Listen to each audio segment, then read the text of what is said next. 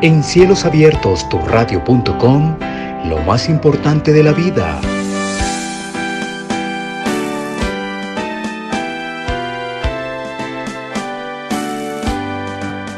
Serie Esdras y Nehemías. Capítulo 8. Una ciudad dedicada a Dios. En capítulos anteriores vimos que Dios le había advertido al pueblo de Israel que, si continuaban con la idolatría, Dios permitiría que los babilonios los llevaran prisioneros muy lejos de su tierra, y así sucedió. Muchos años más tarde, cuando los medos y los persas vencieron a los babilonios, gran número de judíos vivieron en este nuevo imperio. Dios permitió que el pueblo de Israel regresara a su tierra en 3 grupos de retorno. Después de 70 años de cautiverio, ocurrió el primer retorno a la tierra de Israel. Alrededor de 50,000 judíos volvieron, dirigidos por Zorobabel, quien era descendiente del rey David. Menos de un siglo después, el segundo retorno fue dirigido por Esdras, el sacerdote y escriba.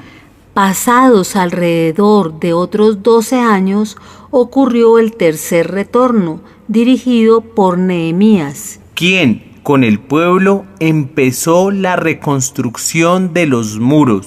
Pero había enemigos de los judíos que no querían que se reconstruyeran los muros. A pesar de la oposición, el trabajo continuó día tras día hasta la puesta del sol y Nehemías les recordaba: nuestro Dios luchará por nosotros. Pero Tobías, Sanbalat y Gesem no querían que los muros se reconstruyeran y no se habían dado por vencidos. Ellos contrataron a un hombre en Jerusalén llamado Semaías para desacreditar a Nehemías. Semaías le dijo a Nehemías que se escondiera en el templo para evitar que lo mataran. Esconderse en el templo sería desobedecer a Dios. Así que Nehemías se negó a huir o a esconderse en el templo, confiando en que Dios lo protegería. Los enemigos de Nehemías habían fallado nuevamente. Solo 52 días después de iniciado el proyecto, se terminaron los muros y las puertas. Los enemigos que se habían opuesto a la obra de construcción se asustaron porque sabían que esta obra se había hecho con la ayuda de Dios.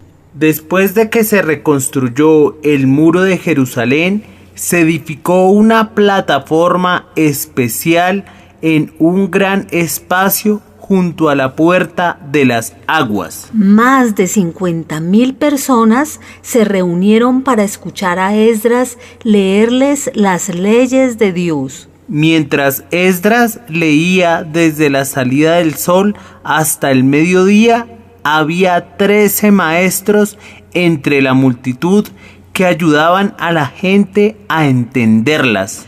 Cuando la gente descubrió cómo quería Dios que vivieran, comenzaron a llorar y a confesar su pecado. Esdras dijo: este día es santo para nuestro Señor. No se entristezcan, porque el gozo del Señor es su fortaleza.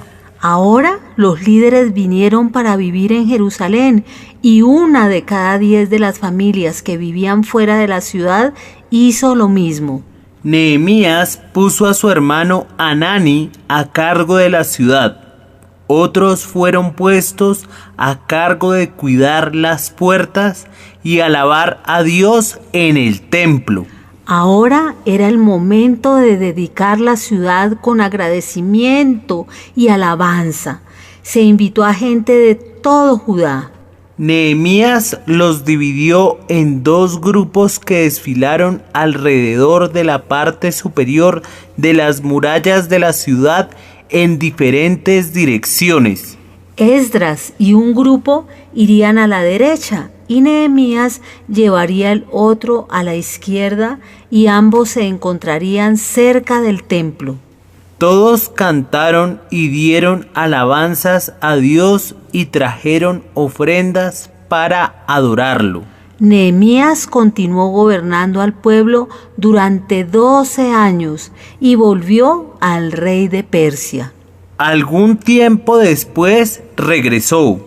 Y descubrió que Eliasib, el sumo sacerdote, le había dado a Tobías una habitación en el edificio del templo en donde se debían almacenar cosas para Dios.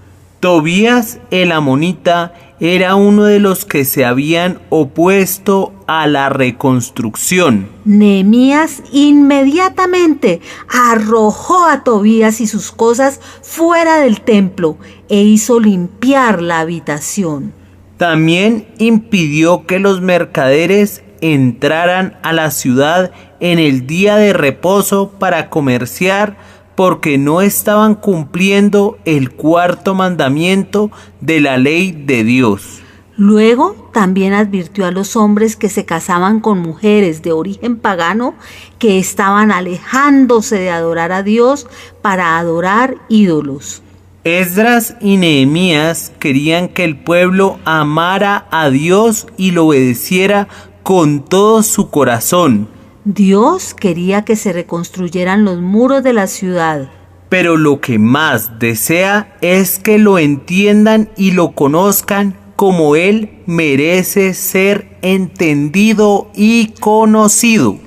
Hoy es importante recordar: al único y sabio Dios, sea gloria mediante Jesucristo, para siempre. Amén. Romanos capítulo 16, versículo 27.